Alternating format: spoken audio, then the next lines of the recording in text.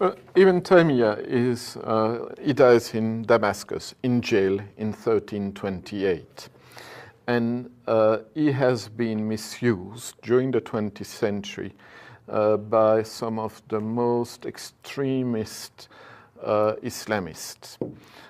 He is quoted, for example, in the 9/11 Commission official report as being the ancestor, the spiritual ancestor of Osama bin Laden. So to work about him is also to go a little bit into a minefield. But then when you read him, you realize that those who have misused him for terrorist purposes only read texts that he wrote to call for the resistance of Syria against the invasion of the Mongols at the end of the 13th century. But they start using those texts that were texts of national resistance against an invader.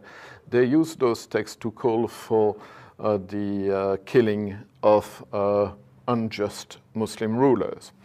And so if you go to other texts written by Ibn Taymiyyah, you realize that he was the most loyal subject of the Mamluk sultans under whose authority he was living, and who were not better than the Mongols.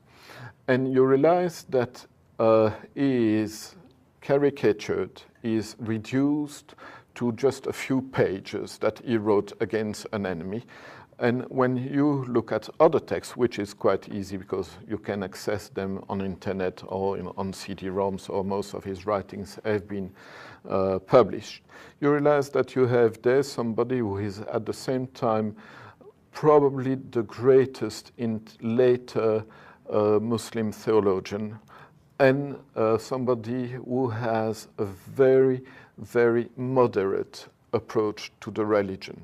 He is a mufti, which means a religious scholar who has to give opinions about everything, every aspect of the religion, every problem arising in society.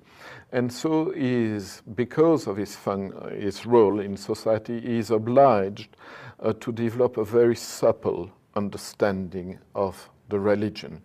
And he is a pragmatist. You could even say that he is a relativist in some way, because what is good in those circumstances becomes bad in other circumstances. And religion has got to be understood in a way that will lead to the most efficient service to mankind. Injustice has to be fought, yes.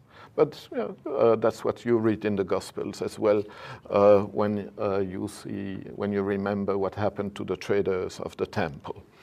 And injustice, of course, is not acceptable, no more by Muslims than by Christians, and vice versa, or other religions.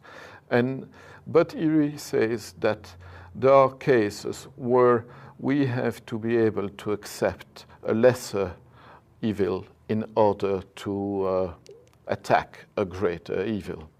And he says, for example, intelligence is not doesn't consist in being able to distinguish good from bad. Intelligence consists in being able to see the best of two goods and the worst of two evils. Wow. And so we have somebody who is far more moderate, far more intelligent, far more acquaintance with the everyday life of the society in which he lives, what people say about him usually. Well, then I want to thank you again on behalf of all the people that have benefited from your resurrection of the writing strength of Ibn Taymiyyah, so that he would be better understood in his greatness and not be disparaged for some occasional writing. Somebody like Ibn Taymiyyah should be rediscovered, because if he is misused by people we cannot agree with, how do we deal with this problem? You can, if we want to use a metaphor, you can say that terrorism is a cancer. I don't consider that the antidote to cancer is diabetes.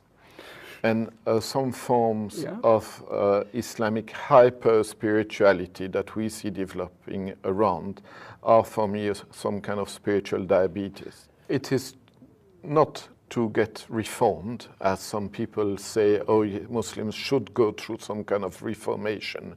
No, it is to rediscover in its rich spectrum of potentialities, intellectual, spiritual potentialities, the great tradition of Islam.